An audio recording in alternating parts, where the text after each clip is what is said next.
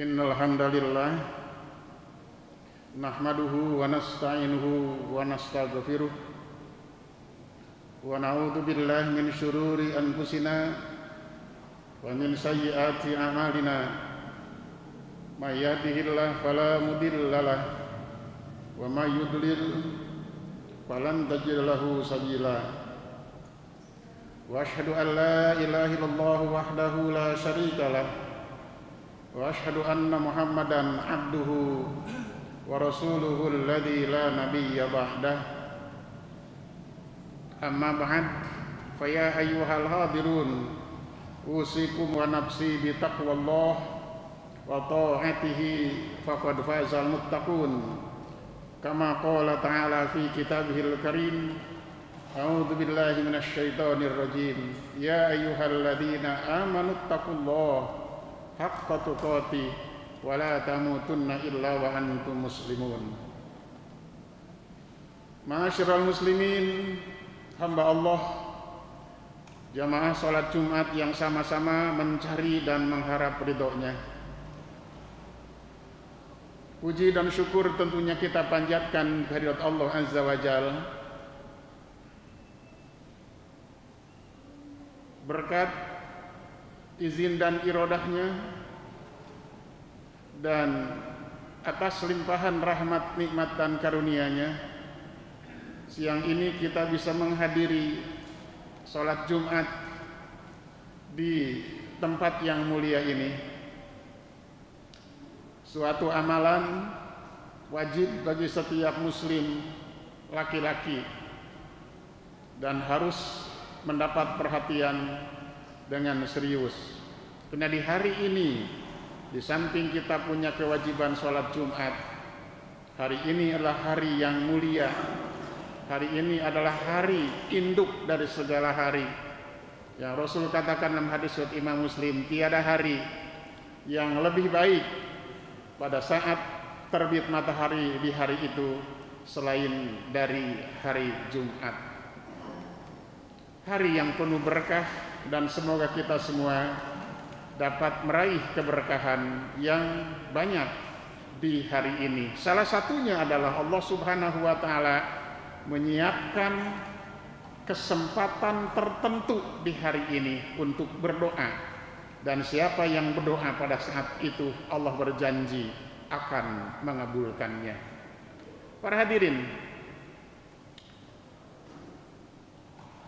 manusia, kita semua diciptakan oleh Allah Subhanahu wa taala secara fisik sempurna, dibekali dengan akal pikiran, kemudian Allah juga berkenan membimbing kita dengan hidayahnya, dengan iman dan agama Islam.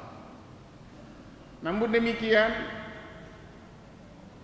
sebagai manusia tetap ditakdirkan oleh Allah Subhanahu wa taala punya kelemahan di sana sini. Salah satu kelemahan manusia adalah sulit berkelit dari dosa. Susah menjauh dari kesalahan. Begitu Allah mentakdirkan kita, para hadirin. Dalam sabdanya Rasul menegaskan, kullu bani Adam khata'un wa khairul khata'in at-tawwabun. Seluruh anak Adam itu tidak akan bisa lepas dari kesalahan. Tetapi sebaik-baik orang yang berbuat salah adalah yang menyadari kesalahannya kemudian istighfar dan bertobat kepada Allah Subhanahu wa taala. Para hadirin, dari hadis ini kita sesungguhnya dapat pelajaran yang sangat berharga. Apa? Dosa dan kesalahan yang kita lakukan itu, di balik itu ada hikmah yang sangat besar untuk kita. Kalau kita cermati, kita hayati, ada hikmah-hikmah di balik dosa dan kesalahan itu. Apa saja hikmah-hikmah di balik dosa dan kesalahan, para hadirin? Satu, kesempurnaan hanya milik Allah. Tidak ada yang sempurna kecuali Allah Azza wa Jalla. Dia zat yang maha sempurna segala-galanya, sempurna zatnya, sempurna sifatnya dan nama-namanya, sempurna perbuatannya. Tidak ada kekurangan barang sedikit pun. Makanya ada ayat yang mengatakan laisa kamitslihi syai'un, tidak ada sesuatu pun yang setara dengan Allah Ta'ala, atau walam yakul lahu kufuwan ahad, tidak ada satupun yang sama dengan Allah Subhanahu wa Ta'ala. Oleh karena itu hukumnya syirik dan dosa besar jika menyamakan Allah dengan makhluknya. Ketika ada orang menyamakan Allah dengan makhluknya, berarti dia berkeyakinan Allah Ta'ala memiliki sifat-sifat kekurangan. Nah, oleh karena itu yang sempurna hanya Allah, kita ini tidak sempurna. Banyak kelemahan di sana sini, banyak kekurangan di sana sini. Oleh karena itu tidak sepatutnya kita, siapapun orangnya, mengembangkan potensi angkuh, sombong dan takabur yang ada dalam diri.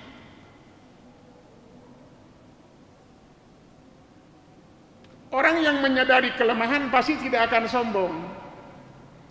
Orang yang mengetahui kelemahan dirinya pasti tidak akan angkuh.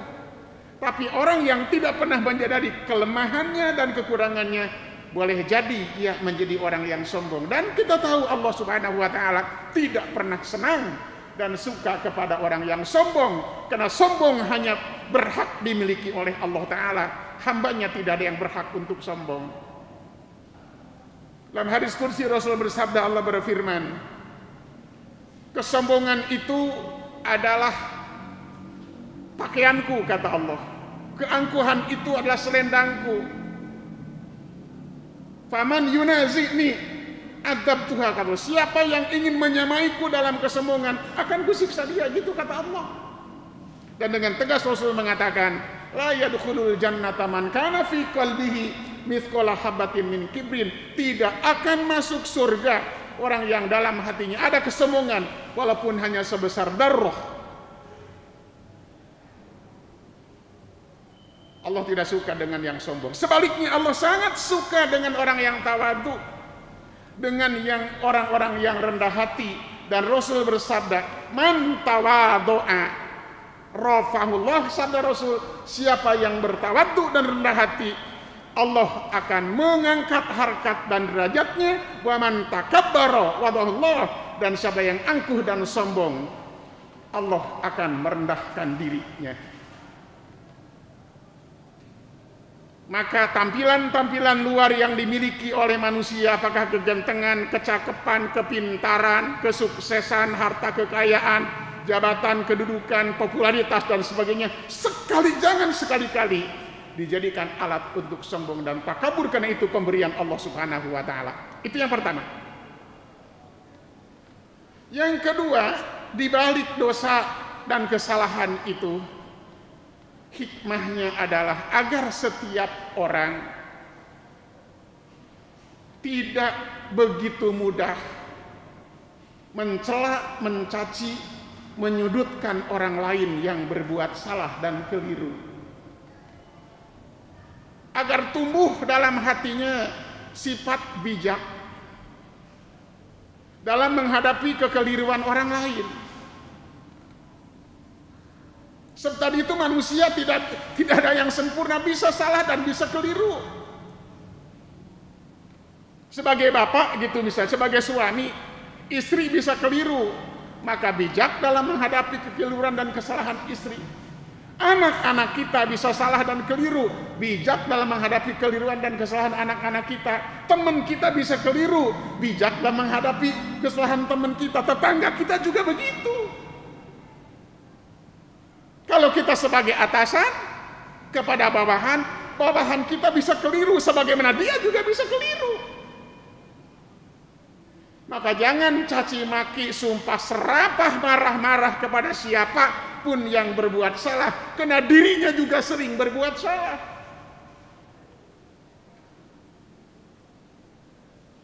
Dalam hadis Ibnu Hibban, walaupun hadis ini secara sanad dikatakan dhaif, tapi maknanya bagus. Beliau hadis itu mengatakan, la hakim illa du tajribah, tidak akan muncul kebijaksanaan bagi seseorang kecuali jika orang itu telah banyak makan garam dalam kehidupannya. Itu yang kedua. Hikmah yang ketiga, para hadirin, adalah konsekuensi dari sifat-sifat dan nama-nama Allah yang agung dan mulia. Kan di di surat Al-A'raf 180 Allah menegaskan, walillahil asmaul husna. Allah itu memiliki nama-nama yang baik, terbaik, bukan hanya baik tapi terbaik. Namanya banyak sekali, walaupun hadis mengatakan ada 99. Nah, di antara nama-nama dan sifat Allah itu ada yang disebut dengan Al-Ghaffar. Al-Ghaffar, Maha Pengampun. Al-Ghafur, Maha Pengampun juga. Al-Afuwu, Maha Pemaaf. At-Tawwab, Maha Penerima Taubat. Hadirin, itu sifat Allah. Sedikit saya jelaskan apa bedanya antara Al-Ghaffar, Ghaffar dengan Al-Ghafur. Al-Ghaffar itu Allah mengampuni seluruh dosa manusia,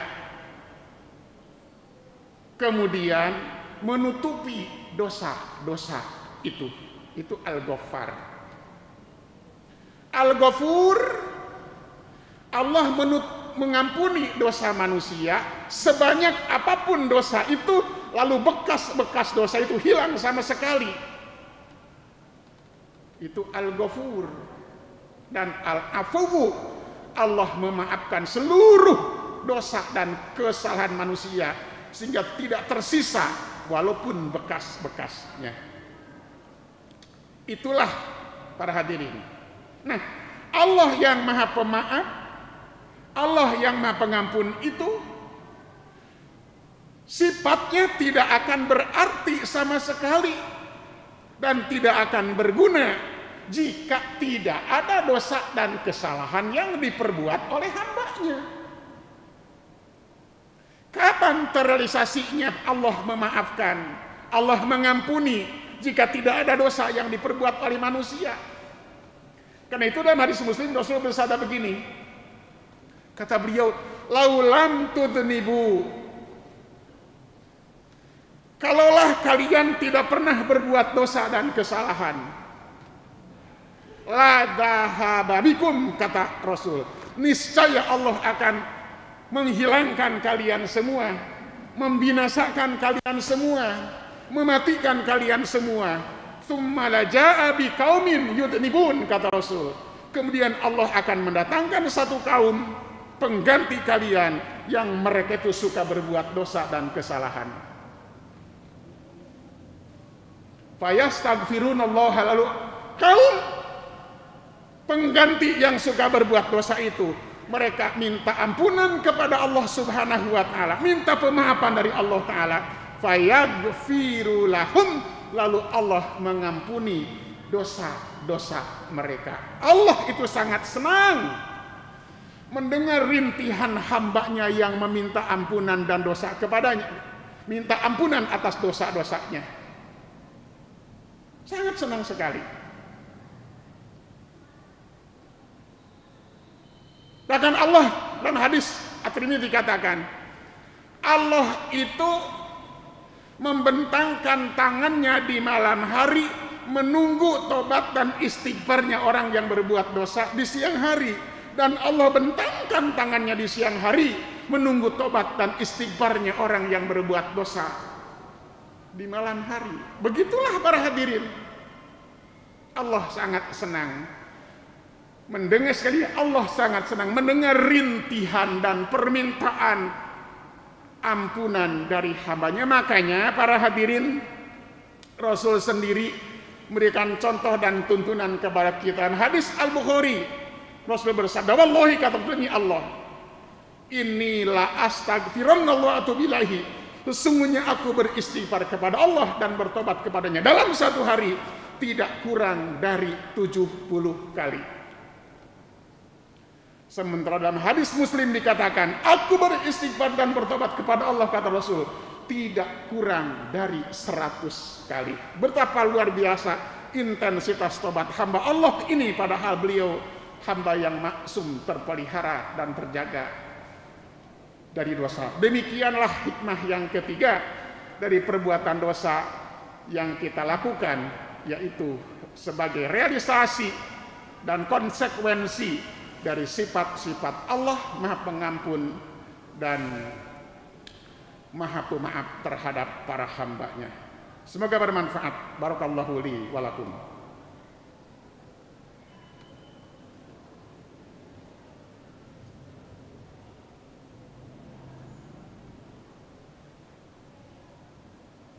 Alhamdulillah alladzi amarna bittaqwa wa nahana 'anil ittiba'il hawa. Asyhadu an la ilaha wahdahu la syarikalah wa asyhadu anna Muhammadan abduhu wa rasuluhu la nabiyya ba'da, amma ba'd. Ma'asyiral muslimin, hamba Allah yang sama-sama mencari ridhonya. Hikmah dari perbuatan dosa yang terakhir, yang keempat, adalah memberi kesempatan kepada para hambanya untuk menjadi ahlut taubat. Kan begini, perhatikan Al-Quranul Karim. Allah Ta'ala itu menyebut manusia, membagi-bagi dalam beberapa sebutan. gelaran. Ada yang disebut dengan mukminin atau mukminun, muslimin atau muslimun, muttaqin atau muttaqun, muhsinin atau muhsinun, siddiqin, solihun, gitu kan. Ada juga dengan at-tawwabun, orang-orang ahli taubat. Nah, orang ahli taubat ini sangat disukai oleh Allah Ta'ala. Tengok surat Al-Baqarah ayat 222, Allah berfirman, innallaha yuhibbut tawwabin, firman Allah. Artinya, sesungguhnya Allah Ta'ala mencintai orang-orang yang bertobat. Orang-orang yang kembali ke jalannya yang benar. Orang-orang yang meninggalkan dosa dan maksiat, meninggalkan pelanggaran-pelanggaran terhadap hukum Allah, kembali pada ketaatan kepada Allah Subhanahu wa Ta'ala dengan sebenarnya, itu sangat disukai oleh Allah Subhanahu wa Ta'ala.